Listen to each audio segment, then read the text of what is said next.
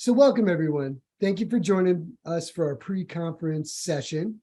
The point of this session is to give you some foundational knowledge and some context that will allow you to get more out of the main conference next week, because everybody here, for the most part, is new.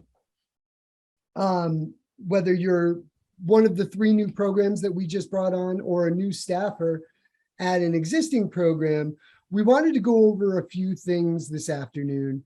Again, just to prepare you not only for next week, but the year coming ahead. So first off, we're going to talk about what is AmeriCorps. What does this mean and how does it fit with YouthBuild? What are the benefits?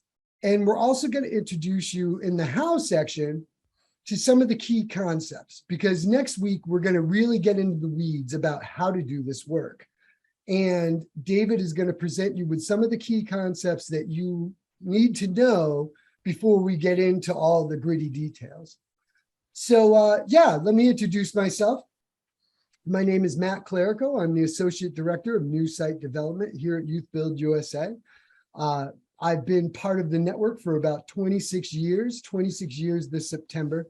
I started out as a participant and full-time AmeriCorps member at YouthBuild Albany in Albany, New York, back in 1996. And since that time, I've done just about everything. I've been a site supervisor. I've been a construction trainer. I've been an assistant director of a program.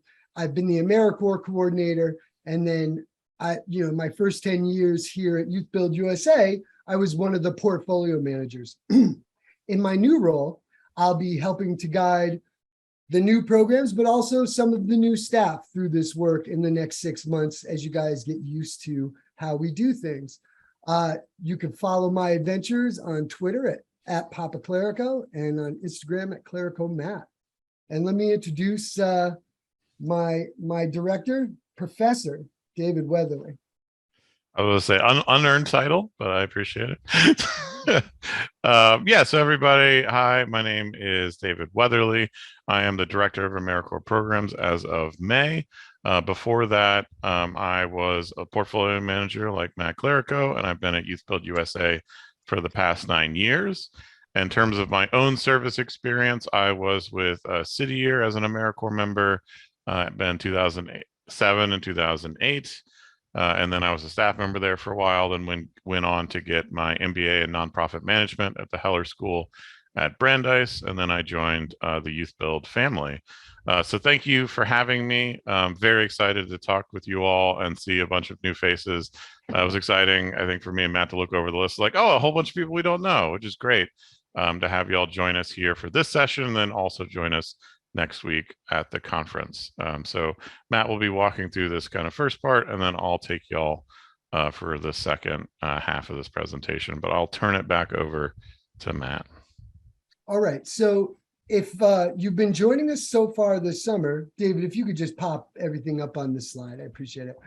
Yeah, we're at part 2. So earlier in the summer, if you were part of one of the brand new programs, 3 brand new programs joining us this grant year, we did a little debrief and went through some of the grant opening items that programs that have been with us for a while, it's just become routine to them. It's just something they do. But yeah, just kind of walking through that. Again, today, welcome to the YouthBuild AmeriCorps Partnership is really going to be some of the national context, some of our history, some of the whys. Why does this work?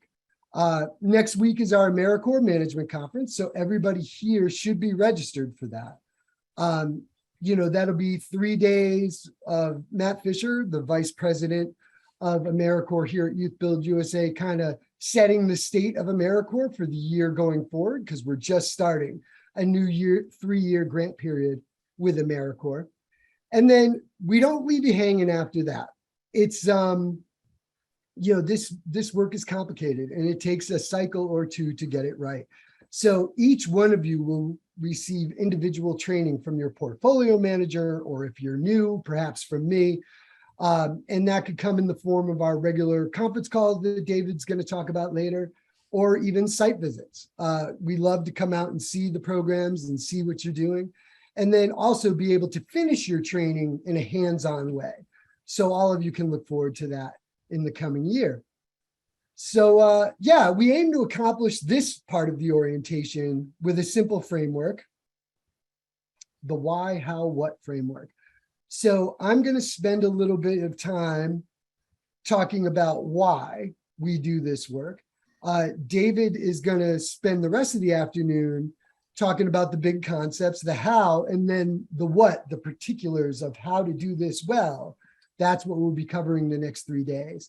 After Matt Fisher finishes up his opening each day, we're going to break into tracks. Your fiscal staff will be with Matt Fisher and the fiscal team going through those particulars, but then you'll spend the rest of the time with myself, David, and the 2 portfolio managers who I believe are on the line, Tori and Lauren Troiano.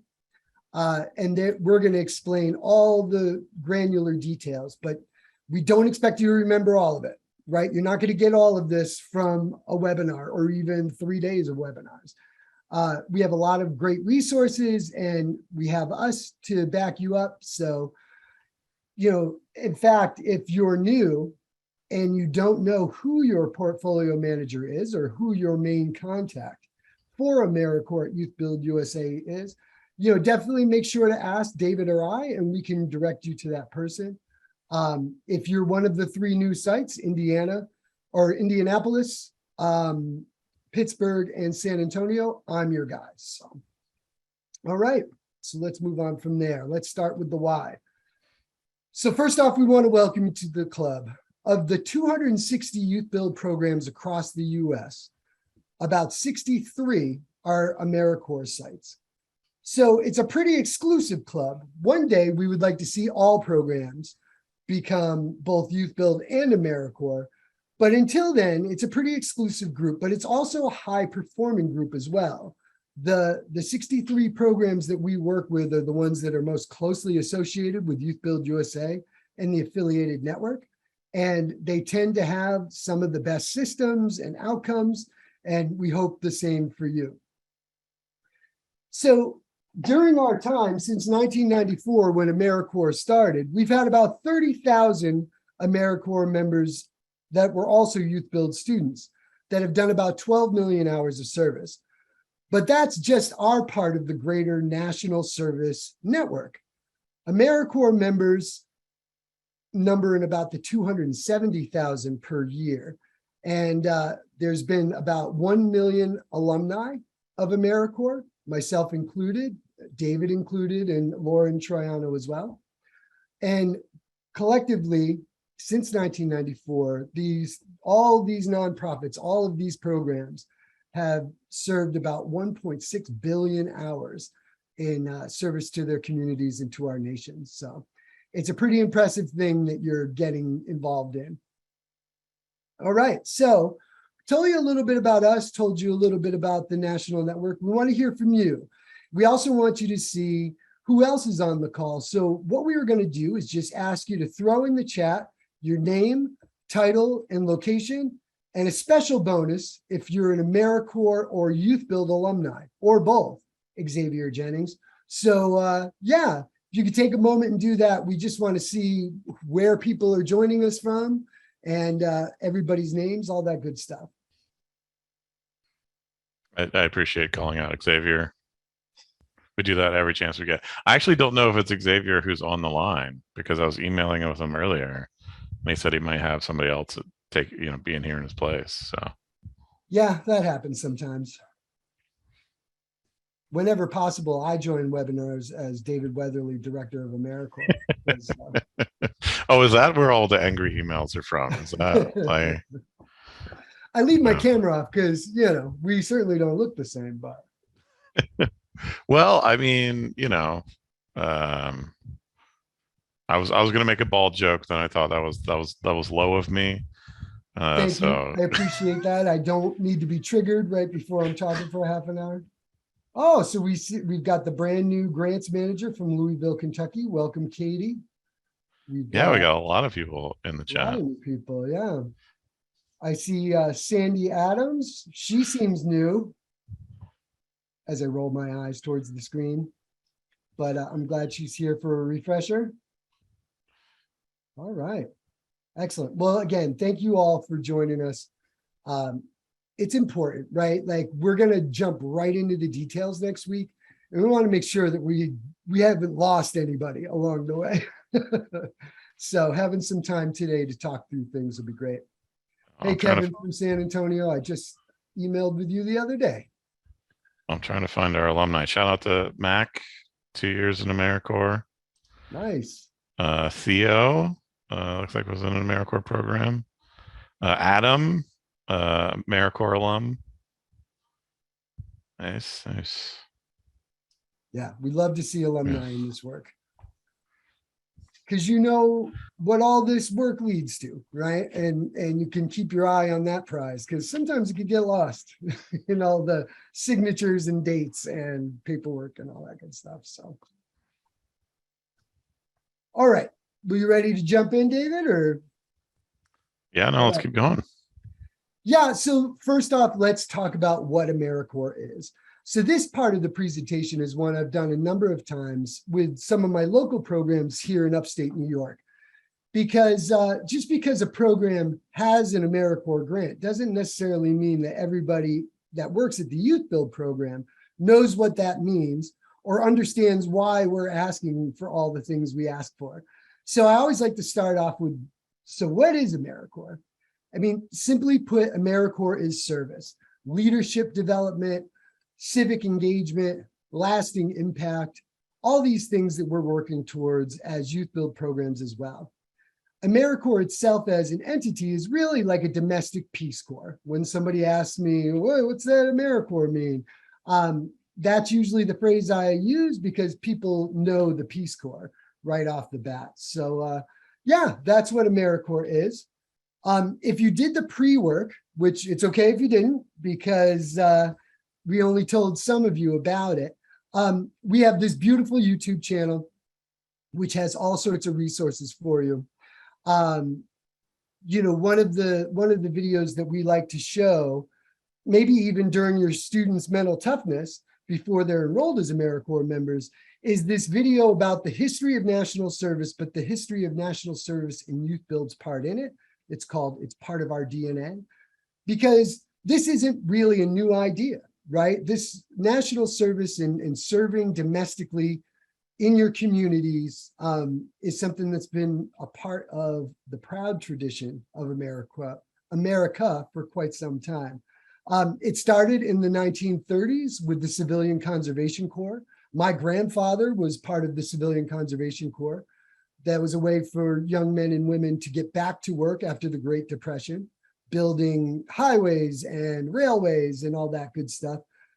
In the 40s, they introduced the GI Bill, which was the first iteration of let's give young people money for college for doing this service to their country. In the 60s, the Peace Corps was started. And then in 1994, both George Bush and Bill Clinton started AmeriCorps. So it's also a crucial part of our history as well. You know, back in the 70s, when Dorothy Stoneman, an educator in East Harlem, started the first YouthBuild program, she sat down with a bunch of young people from East Harlem. She asked them, if we could get some resources into this community, what would you do to serve your community? What would you do to make your community better? And those young people were the ones that chose the renovation or creation of low-income housing as the central part of our mission. So member voice and service to the community has always been a part of what we do at YouthBuild. And through AmeriCorps, here at YouthBuild USA, we hope to make programs better at doing it, either more intentionally or in an expanded way. Dorothy was also part of the creation of AmeriCorps in the 90s. She was at the table to make sure that this opportunity, this resource, would also be available to our young people and not just young people of privilege who could take a year off from college to serve their communities. So in that way, AmeriCorps and YouthBuild are almost sister programs. So we use this image to show that AmeriCorps and service is part of the DNA of a strong YouthBuild program. All right, so let's talk about the benefits. We're going to talk all next week about all the things we're going to need you to do this well. But let's start with the why. Let's start with the end and, the benefits at the beginning. So there are a number of different benefits for AmeriCorps. There's operating money, obviously, and we'll get into that. Scholarships for your members, which is where we are at now. Inclusion in national events. And then, of course, extra capacity for your program. So, yeah, let's go to the first one. So the most tangible benefit of all of this work is getting scholarships for your young people to go to college or to get further vocational training after their time with YouthBuild. So you must earn your GED or high school diploma to use the award, but not necessarily to earn it. So even if our young people are still working on those certificates when they, graduate our YouthBuild program, this resource will still be available to them. They have 7 years to use the award from the day you exit them. So this is something, even if they don't choose to use right away, could be something that they have in their pocket. But when they show up 2 years later for some follow-up and they're like, hey, I'm going to take this class at this local community college. What can you do to help me? You can be like, look at what you earned yourself. So it's used for costs at qualified institutions for higher education or vocational training, like I said, or to repay student loans they may have accrued up to this point. And in some cases, it can also be used for the cost of attendance. So transportation, maybe books or supplies. If you ever have a young person who would like to use their education award in this way, just get in touch with us and we can talk you through it. It really depends on the institution they're using. They're going to be taking the class at and their policies and procedures, but it is something that's possible. All right. So then this is a quote we love to share from LaShawn Amato. He was a alumni of YouthBuild Brockton here in Massachusetts. I didn't think college was an option for me because I didn't think I could afford it. The AmeriCorps Education Award covered my first year of community college, allowing me to at least give it a shot with no risk. And that's absolutely true. In the 90s, there was a young man with very long, beautiful blonde hair who also felt the same way, that college was never going to be for him, that it was for people that were better than him. And I earned 2 full-time awards during my time with my program. And it really gave me that opportunity to broaden my vistas. So I believe very passionately in the work that we're doing because it really does create some opportunity. All right, so let's jump to some of the other benefits. So like I said, you also get inclusion in national events. We have national days of service.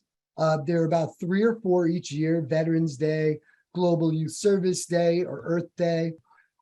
Typically, programs tend to recognize either the 9/11 Day of Service or Martin Luther King Day right after the holidays because of the way that their program schedules work out. So these are days that we all try to do a special project so that we can elevate what you're doing in your local communities. And and show our broader impact as a national nonprofit.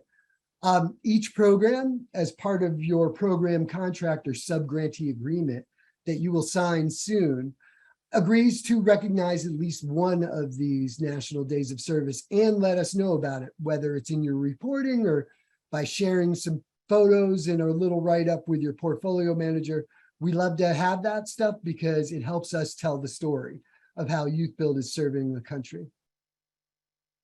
All right, and then there are other events. So there's the Conference of Young Leaders, which unfortunately, the last couple of years has been virtual and will be virtual one last time, hopefully, this fall as we come out of this pandemic. But yeah, we hope to return to an in-person gathering in the first half of 2023, which will fall in this grant year. Again, AmeriCorps grant years run from August to August.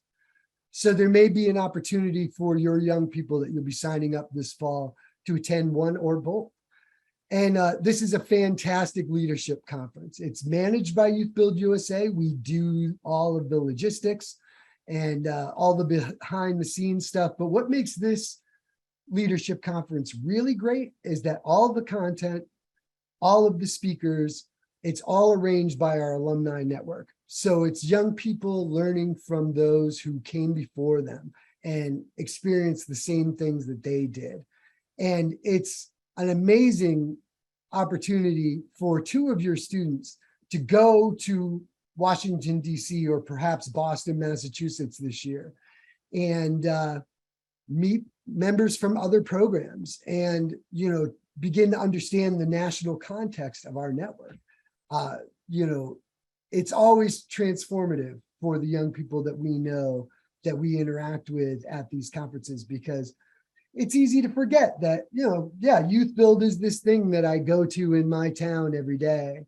But, there are so many programs across the country, and although we're all doing the same things for the most part and following the same model, we all do it differently. And it's a really great experience for young people. So that's coming up as well. You can always be part of this as part of the affiliated network, but as an AmeriCorps grantee, you get to send your young people for the discounted price, which is nice.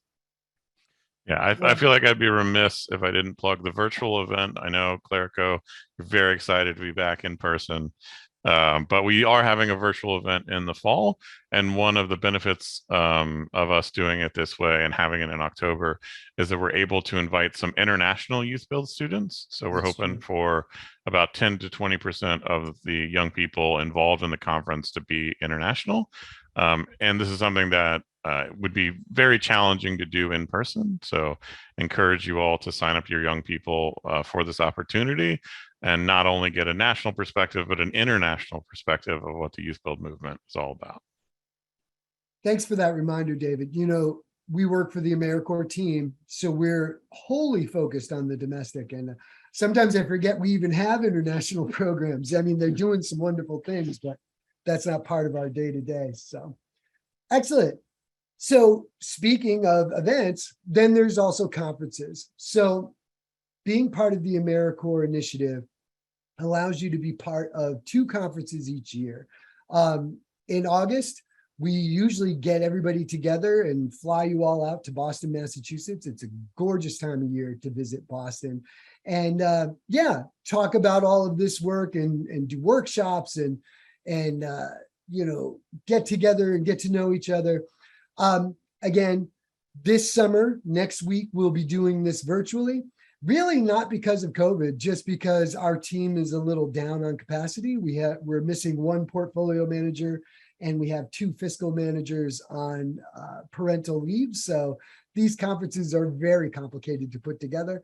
So this summer we decided we're just going to present all the information virtually in a compact way. And then in January, we hope to, again, be in person if the world doesn't fall apart again sometime this fall. And that conference could be about other things as well. It's not all compliance all the time with the AmeriCorps team. We also try to equip you with ways to make your program better, whether it's promoting member voice through different methods or adopting a service learning framework for your programming, or tackling anti-racism and becoming a force for that in your community. Those are some of the things we're looking towards for the January conference, which hopefully will be in person. But this August will be the AmeriCorps Essentials. Again, this is the first year of a new 3-year grant period for us. We obviously have a lot of new people joining us.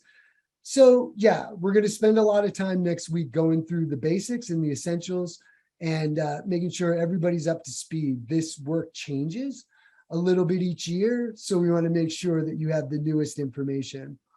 And going forward, we may continue to do that essential stuff each year virtually because it's a little easier for people to attend. And maybe you can do some cross training with your other staff that maybe won't be assigned this work, but should know what's going on. All right. And then finally, what everybody loves is the money. So we give you grant awards. again, this isn't a huge grant award. This isn't the kind of money you could run a comprehensive program on. It really is a supplemental grant to what you already have going on, whether that's Department of Labor Youth Build funding or local funding. But we want to help support staff, member gear, whether it's safety gear or, logo gear, so that, they're out in the community and people can see them as YouthBuild AmeriCorps members. We want to support their professional development as well as yours. So this money can also pay for trainings and supplies. Obviously, background checks, that's something that's unique to this work as far as YouthBuild goes. So yeah, some of the money we're giving you is to pay for that as well. And then also the other things that we require. So just like Department of Labor Youth Build and other federal funding, we need a lot of documentation. And sometimes our young people come to us without that. So anything that we require for the AmeriCorps eligibility process, you can charge to this grant. So whether that's helping young people get their photo IDs or secure a birth certificate that's been lost for a decade, or, their social security card, whatever they may need, we can spend this money to get that. All right. So outside of the money and being included in a bunch of different things, we also have a wealth of resources to share with you. The link that David has up here on the screen is our documents and templates. These are really AmeriCorps focused and focused on the regulations for this work. But we also have a number of manuals, some of it to help you navigate the AmeriCorps work, but also for making a stronger youth build program. We really believe that as being an AmeriCorps program in the Youth Build Network, we're helping to build up your fiscal systems. We're helping to build up your policies and procedures that every program should have. And a lot of our manuals deal with that, but also things like different methods to promote member voice. There's a great policy council manual that we put together a few years ago, because that's part of the original model that means a lot to us here at Youth Build USA, but we know that sometimes programs can see that as extra or struggle with doing it well. So we created this compendium of all sorts of great practices from all over the network, and you have access to that now as an AmeriCorps grantee. Yeah, and a lot more than just that. We also have a YouTube channel, like I mentioned before. Some of the videos there are really great for promoting AmeriCorps and the Education Award to your students. Maybe it's something you show them during their orientation. But also, again, we're going to be talking about a lot of very detailed things next week. And we know that, even if you take comprehensive notes, they're going to go in one ear and out the other until you have to sit down and enroll somebody as an AmeriCorps member. So you can lean on that YouTube channel, because we have what we call snippets, little 5-minute videos. So when you're like, I just need to know how to suspend this member, or what were the 3 steps to enrolling a member, you can look that up on our YouTube channel, watch a 5-minute video, and have everything you need. All right. So, and then the best resource of all is support on the national level. I really feel like this is a big part of the value add of this initiative to your program. Again, when I was a staffer at Youth Build Albany in Albany, New York, I was the AmeriCorps coordinator guy, but I was also the data guy. I was doing a number of different things like we all do at Youth Build programs. And I felt like all of the different stakeholders and funders, whenever they contacted me, they always wanted something, but there wasn't ever anybody really there to support me other than my portfolio manager at Youth Build USA. And that was one of the reasons why I was so passionate about coming here and being that for others, because that was like my one light in the darkness some days, that, I had somebody I could call up and just vent about what was going on at the program or ask a question. And we are all committed, from Vice President Matt Fisher to David Weatherly, the director, to the portfolio managers down.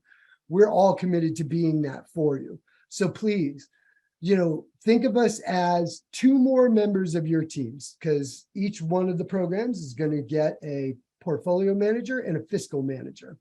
And you'll be able to meet all of us next week. And we are always here to support you. I'm an email guy. You can certainly give me a call, but it might take me a day or 2 to get back to you if it's a voice message. But if you email me, I'll get back to you within the hour most days, because we want you to ask questions. We want you to lean on us. We want to be a resource. So just remember that we've got your back. All right. So David, you have a little activity for us. Sure. All right. I'm going to try and not break the presentation. But yeah, so one of the things that we're doing is different technology tools. So this is Mentimeter.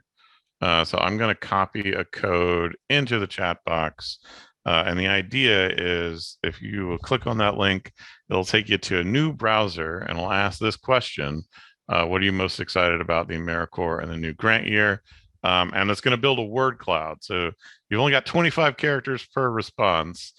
So you kind of had to distill it down into a word or a short phrase. But in theory, if y'all can access this okay, then your answers will start popping up on here. Oh, there we go. See, I don't know who this first person is, but click on the draw. And now we're getting some more opportunity, more things coming in. And I mean, y'all probably seen word clouds before, but the idea is if there's repeat answers, they'll get bigger. Like learning and service, multiple people kind of put that in, and you see kind of them popping up. So we'll kind of give this a minute to populate as y'all kind of put in your answers.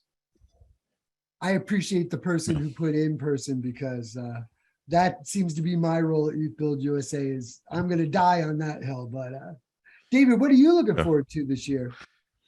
That's a great question. I mean, I think I get excited about starts, right? I think we're at the beginning of a new 3-year grant year. I think we have the opportunity to, set the tone for what we want to do the next 3 years. I think we've been in a difficult spot with COVID and everybody across the country. And I'm excited about your new role in terms of being, we have the space for a new site developer and bringing on new programs to this initiative and expanding our AmeriCorps network. David, thank you for that. I'm excited for that too. I'm definitely excited to see the 3 new programs. It's probably been 20 years since I've visited San Antonio, so I'm excited about that. A few years since I've been to Pittsburgh, and I've never been to Indianapolis. So that's always fun. We do a lot of travel in our work, but when you're here for a decade, you tend to go to the same 15 places again and again and again. So I'm excited for that. But also the role, I'm excited to have the opportunity to get more people excited about this work and join us, try to get us back up to 80 programs, which is what the network was when you and I joined. You've been here almost 10 years yourself. So 9 years in April. So nice. Yeah. Great. Well, thanks everybody for taking some time to fill that out. Seems like opportunity, service, and learning are the winners. But we do have some other great responses: rejuvenate, service learning, new journey, building rapport. So thank you all for taking that time. And we want you to be excited about this opportunity as we move forward. So I'm going to go ahead and switch back to the PowerPoint. Hopefully I can figure out how to do that without breaking my computer. Where were we? We were right here. All right. So we are at a question break. So we'll take a second. If you have any questions, please put them in the chat box. As Matt was saying, we are here for you as a resource. So anytime you have questions, please throw those out there. So we'll kind of take a minute to see if anybody has anything. I mean, the stuff that I was presenting probably doesn't raise a lot of questions, to be honest, but the things that David's going to present next, the how, probably will. So again, I'm going to be watching the chat box as we go. So please, if you have any questions that come up, shoot them in the chat box and we'll try to get back to you because, yeah, we want you to feel good and feel fresh about this information for next week's. We did get one question earlier about whether these slides will be available. Yes, we are going to make the slides available and the recording available. Hopefully we can do that tomorrow, but it may not be until next week because we're getting geared up for the conference. But yes, these slides and this presentation will be available. And then, yeah, if you aren't sure who your portfolio manager is, just you can message Matt directly in the chat or just put it in the chat. And if you know what program, if you are able to identify your program, then we can kind of look up and see who your portfolio manager is. But for the sake of time, I'm going to go ahead and move on. But please, as you have questions, put them into the chat box. So we're getting into part two, the how. We've moved. We did our target. We did the why. We talked about some of the benefits of this partnership. And now I want to talk about some of the frameworks for how we think about the partnership and how it works specifically between YouthBuild and AmeriCorps. So I want to take a second to pause here on YouthBuild because one of the things we find for new staff and new sites, and you all may have varying levels of experience, right? So some of you may have been doing YouthBuild for 10 years, and now you're just joining AmeriCorps, or maybe you're a new staff person altogether, and you're learning about YouthBuild and AmeriCorps at the same time. So this is what we call the YouthBuild core element. So I'm sure a lot of you have seen this before, but for some of you, maybe this is your first time seeing it. And so this is how we kind of break down this idea of kind of what even is YouthBuild. Well, the key of it is having these 5 components. It needs to have the leadership development, support services, education, construction and other pathways, and then avenues for alumni success. So, when we say like, are your young people getting the YouthBuild experience? We mean, are they getting all 5 pieces of this model? And so when we're talking about YouthBuild AmeriCorps, it's all of these things. And service is also part of this core model, but we're adding in the AmeriCorps piece and we're amplifying the service component that goes into YouthBuild. So on this chart here, it's under leadership development, but we like to have service be a part of everything that you do at the program and be incorporated into your overall program design. And the way that we frame in terms of our grants, the components and how we look at it is we have this pyramid of purpose. So what this is just a framework for it's showing you all how we kind of look at the grant from our funder point of view, right? And I think it can be helpful for programs to understand how we look at this. So the base of this pyramid is protecting the investment. And we're going to get into some of these details in a little bit. But, Matt mentioned earlier this idea of compliance. We're going to be talking a lot next week about how to protect this investment. And so that's really the base of the pyramid. That's where everything kind of starts. And then moving up, getting young people education awards. We want as many young people as possible to earn education awards.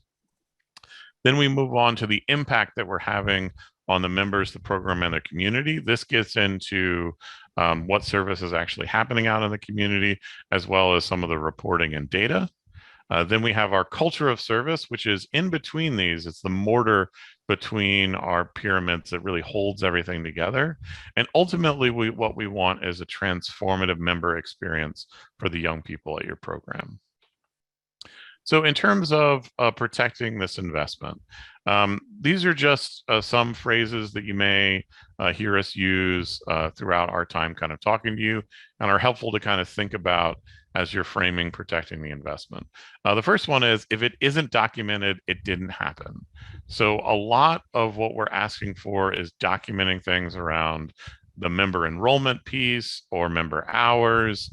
And so just as an example, say you have a member timesheet or hour log, and that is not signed. Well, as far as AmeriCorps is concerned, it's not signed, it doesn't exist. So we have to make sure that we're documenting everything correctly, because in the event of a review, if something's not documented, then it's treated as if it's not even there. The second one is, we're one YouthBuild.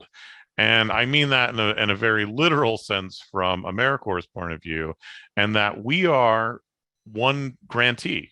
AmeriCorps doesn't look at YouthBuild and be like, oh, look at all these different subgrantees. They're like, no, no, no. YouthBuild is a grantee of AmeriCorps.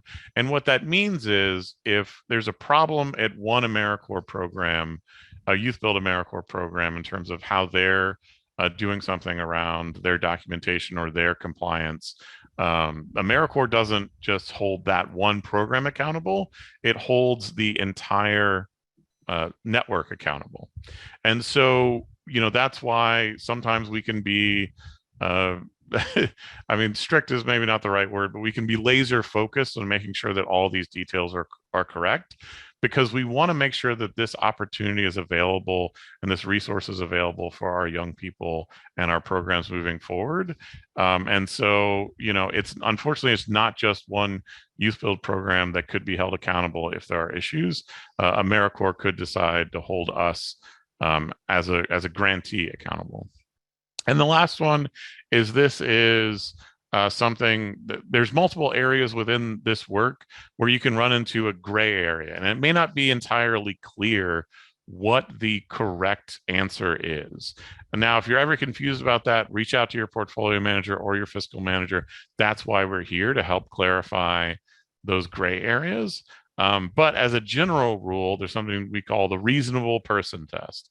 So if somebody's looking at the situation and you're describing it to them, does it pass the reasonable person test? Which, again, is kind of a somewhat vague concept, but it's sort of, if you described everything, be like, yeah, no, that kind of tracks, that makes sense. Or, actually, it seems like you're trying to use the rules as a loophole, and it doesn't actually make, literal sense what you're talking about. So that's just one of the things that we like to think about. A key part of protecting this investment is communication and monitoring. So, we want to make sure that we're touching base with you all on a regular basis, and we have a number of ways to do that. So we have a newsletter that goes out every 2 weeks. Currently, it's on a monthly schedule because Allison, who normally manages that, is out on maternity leave. But generally, we have a newsletter that comes out every 2 weeks. If you're interested in receiving that newsletter and you don't currently, reach out to your portfolio manager and we can get you on the list. We have our bi-monthly conference calls. So every 2 months, we have a conference call with the program, and we talk through a variety of issues and updates, remind folks of kind of what's going on throughout the year. So these are mandatory as part of being in our network, but we like to be flexible about scheduling these as we can. A site visit. So Matt mentioned that we go out on visits. So we visit each program once during the 3-year grant cycle. So that might be in the first year of the grant, it might be in the second year or third year. So we will talk with you all when we get into those conference calls about when that site visit is going to be. And I'll talk a little bit more about that site visit in a minute. And then we can also request desktop monitoring as needed. So we do have something called a new staff protocol, which some of you may be familiar with. But if you're a new staff person working on this grant and you're putting files together for the first time, we like to take a look at them before you enroll those members in AmeriCorps, because then we can catch any issues before they happen. So if you are a new staff person and you're doing your first enrollment with this grant and you have not already talked to your portfolio manager, please reach out, find out who that person is, set up a time to talk to them. And set up regular meetings. So I mean, one of the things we say a lot is, I would rather have 30 questions a day than hear nothing from somebody and then find out there's an issue later on. So please make sure you're reaching out and communicating with us. It's very vital to making sure that this is working. And we never get tired of hearing from you. And then lastly, I'm mostly focused on the fiscal or program side here because that's what I'm most familiar with. But we do also have these ongoing fiscal reviews. So for folks here who are in the fiscal track, we're going to be talking about that more next week as Matt Fisher goes through the fiscal training.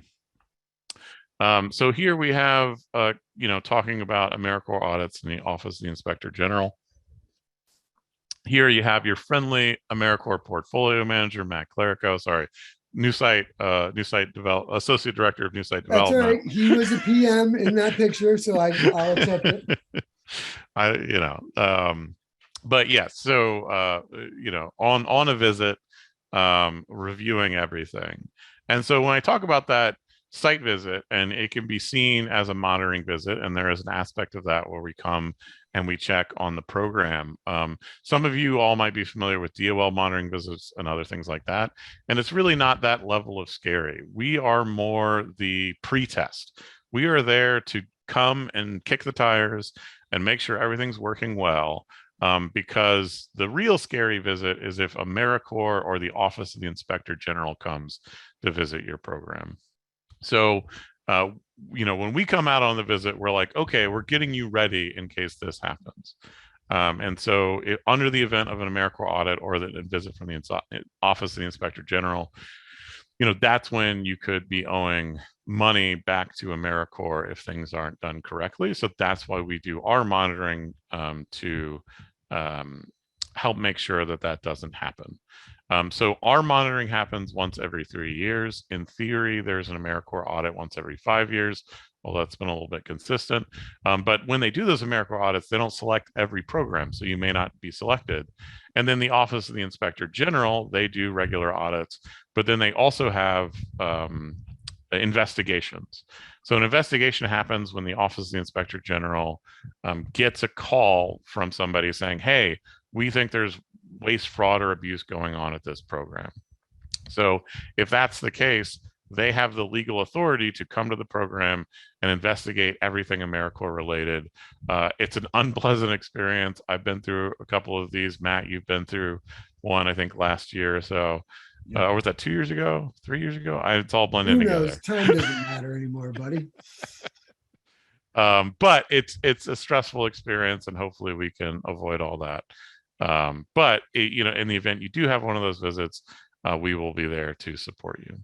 Mm-hmm. So that's protecting the investment. So let's move on to kind of the next piece around education awards. So this is really the most tangible benefit of being in the AmeriCorps network from a young person's point of view. And we're going to spend some time on Monday talking a little bit more about how to frame this and some ideas about how to make this more successful. But part of it is just starting to think about this AmeriCorps Education Award and making it part of completion at your program. We want to make sure that if a young person is successful at their YouthBuild program and they're leaving that YouthBuild program, they're also leaving with an education award. And we're going to talk more about these kind of program design concepts next week. But I just kind of want to reiterate that it's, from our point of view, this education award is is the main benefit that young people receive from our grant. And so it's like, well, if your young people aren't earning education awards, then why are we sort of handing out the grant to a program?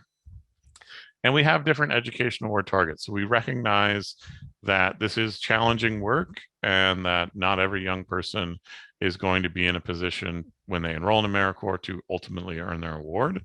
Our goal is for at least 50% of the young people enrolled to earn their education award. Now, obviously, the higher the better, but we want to get to at least 50%. Now, some of you may know what this percentage is at your program, and some may not. I'd encourage you to find some time between now and Monday to ask around to your colleagues to see if they know this number, and see if you can find what your number is for your program, because it's going to be on the quiz. So this is a spoiler. for Monday. I'm going to ask you this question of what your education award attainment rate is. And you don't have to know it exactly, but if you just have a general sense for it for Monday, it will be part of one of the activities. Okay, so impact, meeting unmet community need. So this is something where we want to make sure that there's this idea of a job site and work site. It's really more about meaningful service. So when we're talking about the impact on the community, really making it clear that the impact is how we are helping people. Do the young people in your program, do they get to meet the homeowners of the homes that you all build, right? Things like that we want to make sure that we're turning up the volume on service, making sure that the service component at your program is solid. And we're going to go more in depth around this on Monday.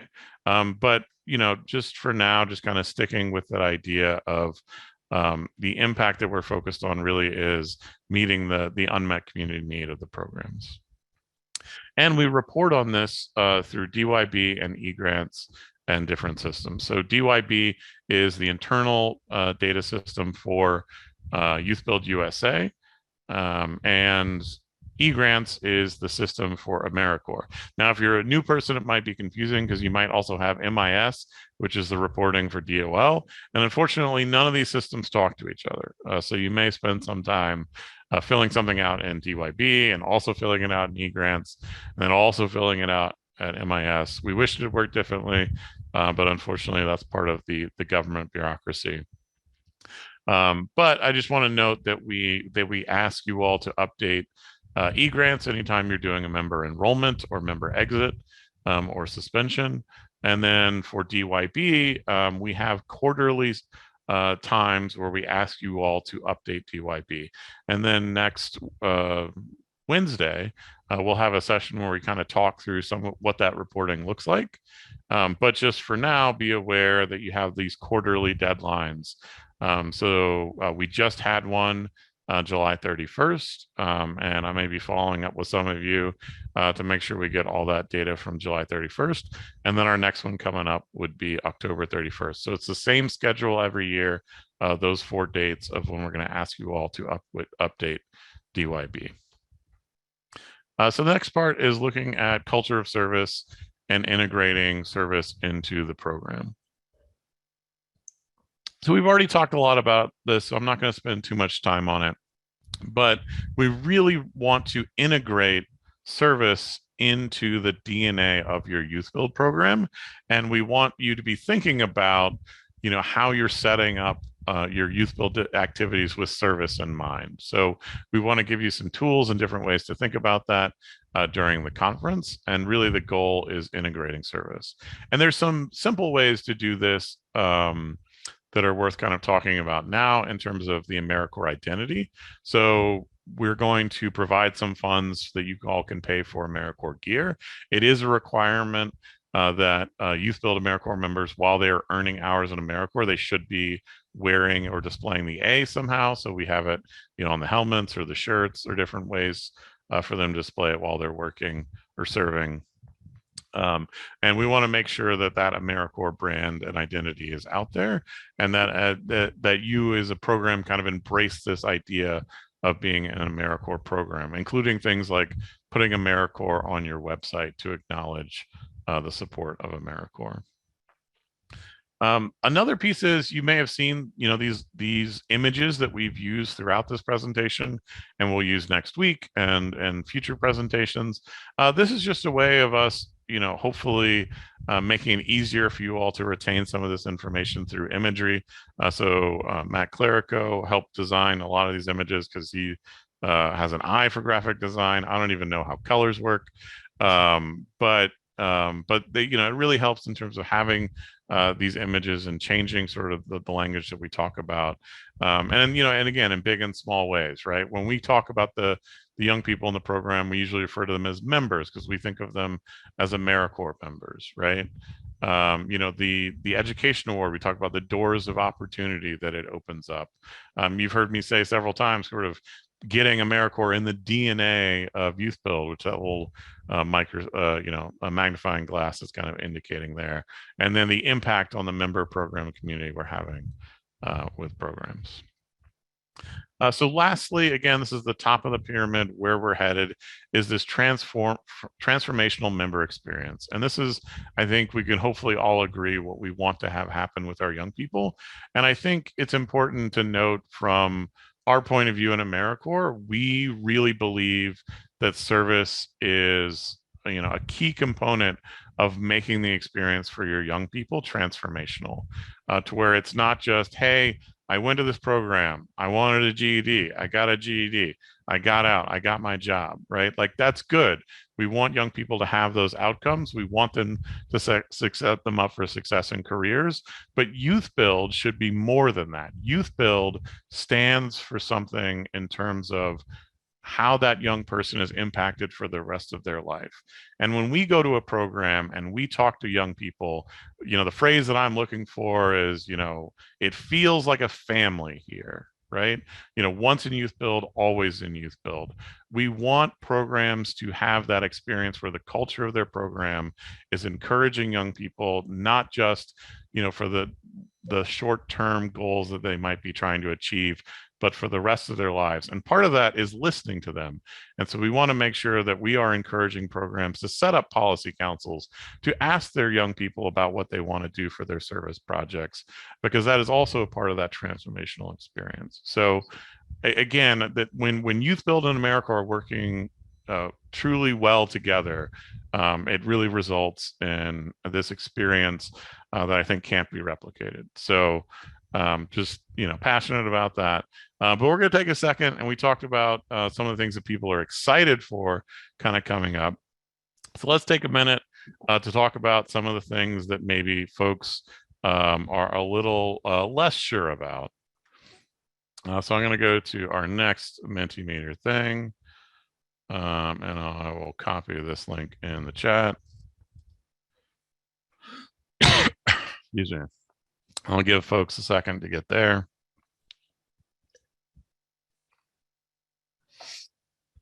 I think it's the same link from earlier. Yeah, it's still open, but if not, there's a new link.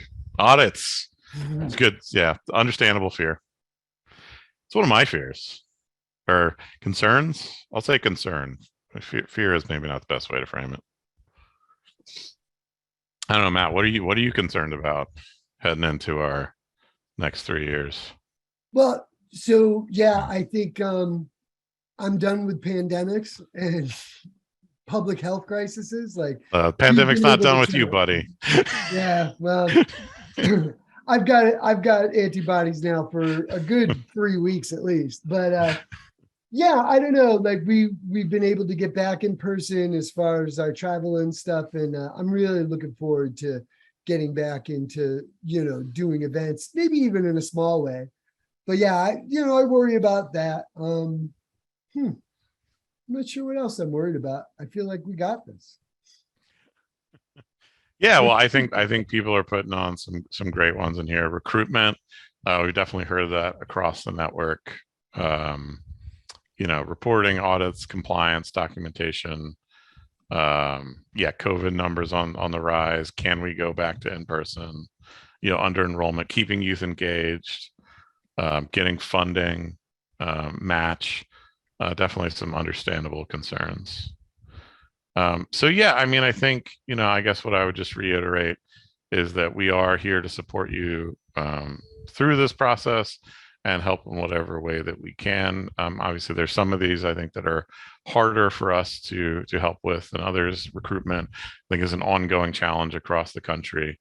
And I know we're doing a national YouthBuild USA is working on a national campaign, but there's limits to how much we can help with some of those things.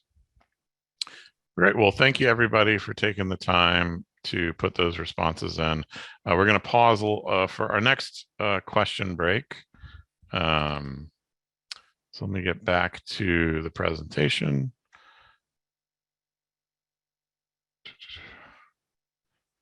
And yeah, any questions? I saw some movement in the chat, but it was in the corner of my eye, so I couldn't follow what was going on. Is there anything worth bringing to the larger group, Matt? I mean, just people commenting on, this is complicated work, but it's been nice to have somebody to check in with and ask questions. And again, I mean, mostly focused around me. What are you going to do? But really, the whole team is like that too. Like, we love to hear from you. Like David said, like, it sounds corny, but it's so true. We worry about the programs that are like, yeah, okay, we got this. Talk to you in 2 months. And we're like, do you got it? I mean, sometimes they do, but yeah, it definitely helps being in regular touch with people. So great. Well, I won't keep you all longer than we need to, so let's move on to our next piece. But if you do have any other questions, put them in the chat box. So this last section, we're going to talk a little bit about what to kind of think about to get you ready for next week, and go through some of the presentations. This is focused on the program side of things. So I know we had some physical folks joining us as well. But these are also things I think it's useful just be aware of in general, regardless of your role at the program. So this is getting into that what category, and I think as Clerico just mentioned, I think acknowledging that there's a lot going on and this is complicated. And I think part of that is, happy to see people on here who maybe their main responsibility isn't AmeriCorps, but they're just helping out, because having this context, I think, can help, and help inform, when you're asking from different things from different people, hopefully they're able to kind of follow up with it. So in order to get ready, as we've mentioned before, and Matt can kind of put those links in the chat, we have a website that we put a lot of information into. We're still getting everything, updated for next week, but most of it is up there and current around different resources, templates, guides, manuals that we have on how this work operates. And so those are always a great resource. We recognize this isn't everybody's preferred learning style. And so, there's a way that you can read through a manual or watch one of our videos on our channel to get more information about what we do. So with that in mind, let's move into some of the sessions that we have for next week on the program track. So on Monday, we're going to have Welcome to the AmeriCorps Partnership. You'll notice that this has the same name of the current presentation, and that is due to a lack of creativity on my part, where we had a deadline to get a name in, and I couldn't think of something. And I was like, well, what do we name the other thing? It's a good name. We'll just use it again. So I take 100% blame for that. Well, why don't we do like part 2 electric boogaloo or something like that? Well, okay. So this gets into a long conversation about requels versus prequels and naming conventions and new movies. Like the new Scream movie, it's not Scream like 5 or 6. It's just Scream. Yeah. They did that with Rambo. Or the new thing where it's put the in front of everything. So it's not a Batman movie, it's the Batman movie. Or it's not the Suicide Squad, it's the Suicide Squad. Yeah. So next week we have the Welcome to the AmeriCorps Partnership. I'll see if we can get that changed on everybody's registration and agendas. Are we going to get recast, David? I hope not. But what we'll be talking about in that session is some of the things that we touched upon here, just more in depth. So this session, again, is to help provide context for you all to get you ready for next week. And then next week, we're going to dive a little bit more into education awards, service tracks, culture of service, and orientation to hopefully set you all up for success moving forward. So this session, member enrollment and you. So this is going to be the first session on Tuesday on the program side. And I've got this long list. I'm not going to go all over it, but I think I was like, this slide is really text heavy. I should update this. But it's actually helpful to show that there's a lot of things that need to happen prior to a member getting ready to enroll into AmeriCorps. And so this session is going to be going through all of those steps. So, we're going to talk through some of these to give you some context to help you for next week. But I think one of the big takeaways about this is, there's really a lot of this work on the AmeriCorps pieces front loaded into this enrollment area of taking care of making sure young people are ready to enroll in e-grants. So let's talk about one of the biggest pieces of this that can be one of the most challenging pieces and can take the most time are the National Service Criminal History Checks. So as part of the Serve America Act in 2008, when they passed this, they added additional requirements that there's a very particular process for criminal history checks through AmeriCorps. So to enroll in AmeriCorps, if you are 18 at the time of enrollment, you need 3 checks. You need a national sex offender public website check, a state of service and or work residence check, and then an FBI check. And who will need these checks? It's anyone in a covered position. So you may hear us use this term next week, covered position. Anyone receiving a salary stipend, living allowance, or education award on an AmeriCorps grant, and then all members and grant supported staff. So what does this mean? So this means all of the young people who are enrolled in AmeriCorps under our grant and any staff who are on the budget. So they could be listed on the budget as a match or expense, but either way, they would need a criminal history check. Now, this actually doesn't include staff who actually may be working with the young people, but aren't listed on the budget. So really that being on the budget piece is the distinguishing part for the staff members. And as far as members, it's whether they're enrolled in AmeriCorps or not.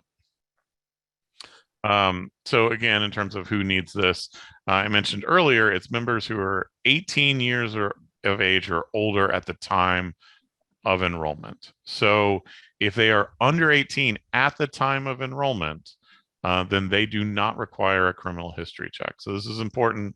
I know a lot of you work with 16-year-olds and 17-year-olds, and they do not need a criminal history check if they are under 18 at the time of enrollment. Now, let's say that they enroll in the program and then they turn 18 while they're enrolled in AmeriCorps. They still don't need that check unless they finish their term and they start a new term. If they start a new term, now they're over 18 and they would need that check. So hopefully that makes sense. And if you do have any questions about this, reach out to us. I've had people, email me like, one more time, can you clarify the under 18 rule? Because I feel like I got to run checks on everybody and you're telling me I don't. And I just want it in writing before I move ahead because just want to double check, and we're happy to do that. So what are we looking for when we do these checks? We're looking for murder as defined in this section of the legal code, registered or required to be registered for sex offender, and then refusing the check or falsely representing oneself in the process. So these are the 3 disqualifying things.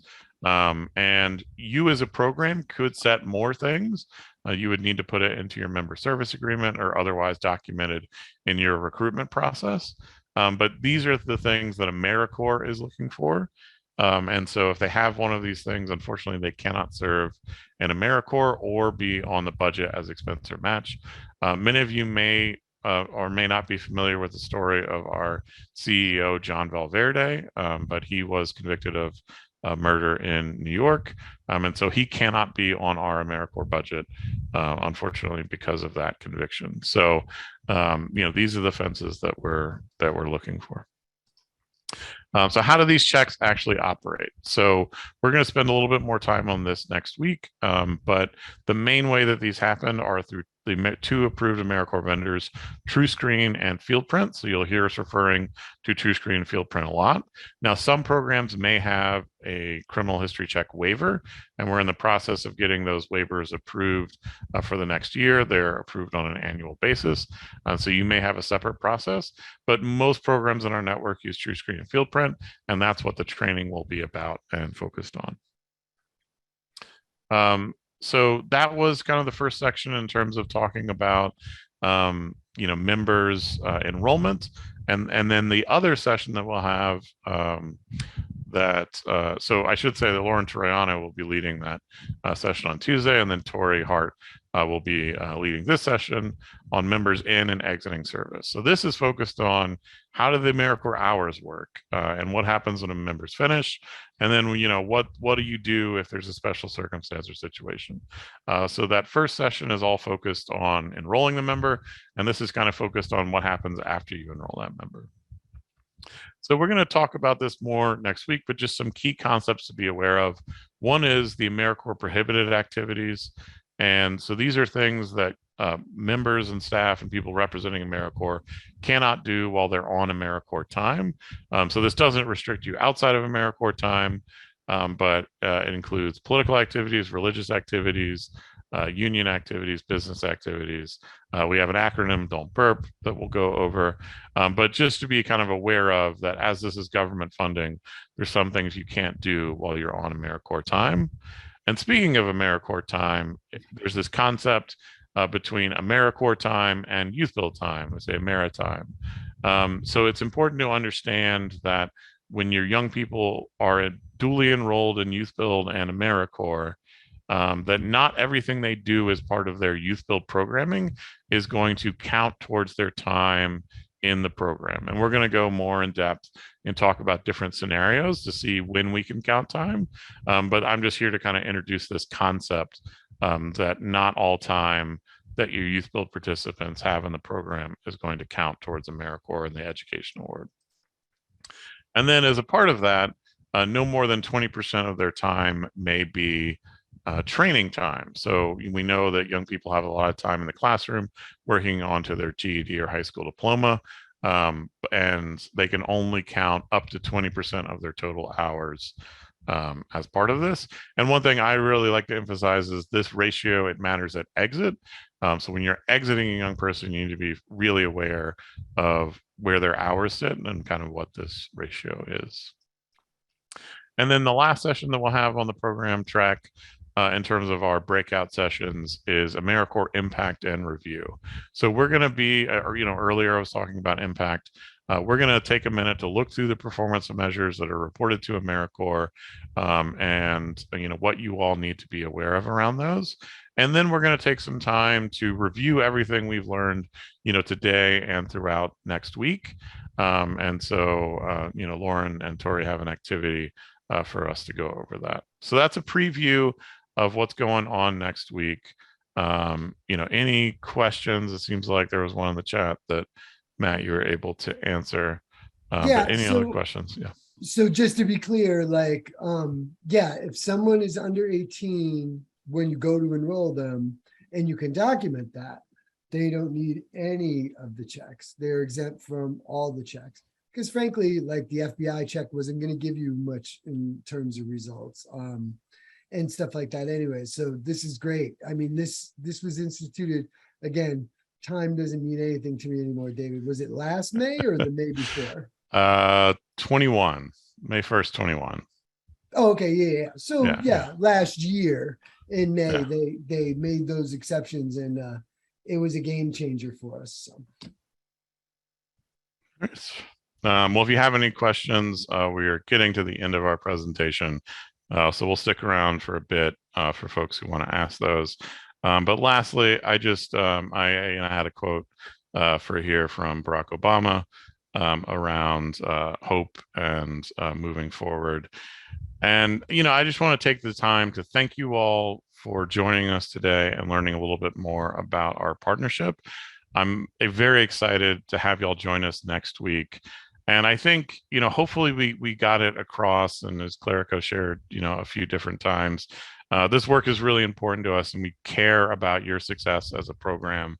And we're going to talk about a lot of technical details, and we're going to get into the nitty-gritty of compliance and reporting and all these other things. But at the core of it is this idea of how service transforms lives. And we would not be here if we were not believers in that concept. And we do all the other things that we have to do to make sure that young people are set up to have that experience. And it's through all of your hard work. We're not the ones on the front line making that happen. You are. And so we're here to help and serve you all. And so I just want to, again, extend my heartfelt thanks for you all taking the time to be here.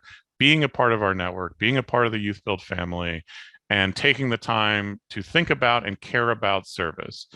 Because it's very important to us. And again, I really believe in the power to set up young people for success for the rest of their lives. So thank you all for joining us today.